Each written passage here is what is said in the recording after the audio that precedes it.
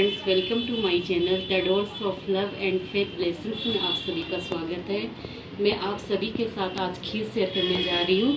खीर में जो भी सामान हम इस्तेमाल करेंगे वो मैं आपको शेयर करने जा रही हूँ। पिस्ता, बादाम, किशमिश, काजू और ये है फ्रेंड्स, यहाँ पे उबले हुए चावल 1 कटोरी है। यहाँ पे थोड़ा सा दूध में मैंने केसर भिगो के रखा हुआ है और यहाँ पे 1 किलो दूध है जो खीर में इस्तेमाल होगा।